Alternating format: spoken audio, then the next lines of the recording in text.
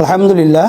চরমোনাই বরিশাল সদর থানার একটা ইউনিয়নের নাম। এই চরমোনাই চতুর্পাশে নদী, মাঝখানে বলতে গেলে একটা দ্বীপের মতোই। আল্লাহ রাব্বুল আলামিন চরমোনাইকে শুধু বাংলাদেশ নয়, তামাম দুনিয়ার মধ্যে প্রশংসা সহকারে আল্লাহ পরিচয় ঘটিয়ে দিয়েছেন।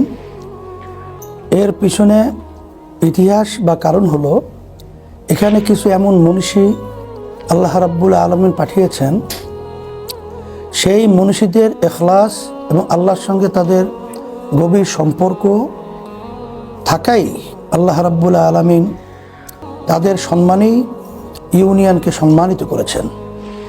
কারণ একটা নিয়ম আছে, শরফুল মাকানে শরফুল মাকিন, অর্থাৎ ব্যক্তি সম্মানিত তার কারণে স্থান সম্মানিত হয়।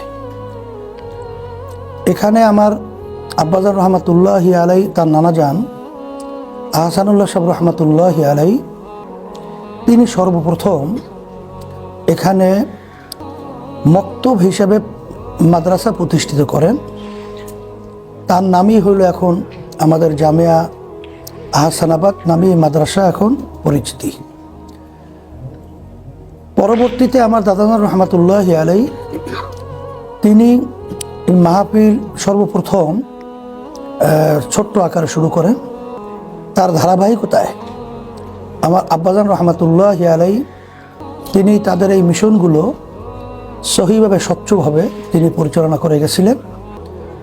এরপর থেকে আমাদের উপরে দায়িত্ব আসে, আমরা পরামর্শভিত্তিক ইখলাস সহকারে আলহামদুলিল্লাহ চেষ্টা করতেছি পরিচালনার জন্যে। আজকে চরমোনাই মাহফিল তামাম দুনিয়ার ভিতরে যে মুসলমান জমায়েত হয়, যেমন হজের মধ্যে, তারপর আমাদের বাংলাদেশের ভিতরে টঙ্গী ইজতেমার মধ্যে, এরপরে আমাদের চরমোনাইতে এরা সাংবাদিক সহ বিভিন্ন মানুষের মন্তব্য হলো যে এখানেও আলহামদুলিল্লাহ ওইভাবে উল্লেখযোগ্য মুসলমানরা এখানে জমায়েত হয়। এখানে কার্যক্রমটা অনেক প্রশাসন অনেক সময় আলহামদুলিল্লাহ বলেছে যে আপনাদের যে পরিচালনার যে পদ্ধতিটা, আপনাদের যে স্বেচ্ছাসেবক যারা আছে তাদের কর্মদক্ষতা এবং আপনাদের লোকজন যে আসে এরকম সুশৃঙ্খল, এটা বিরল একটা ইতিহাস।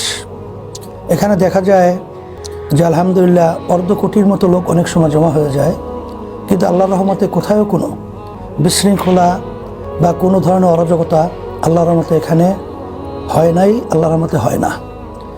এর মূল কারণ হলো, যখন মানুষ দিনদার হয়, আল্লাহর ভয় যখন তাদের ভিতরে আসে এবং পরকালের চিন্তা যাদের থাকে, তখন চালচলন তাদের কথাবার্তা সম্পূর্ণ ব্যতিক্রম হয়। তার বাস্তব নমুনা হলো চরমোনাই।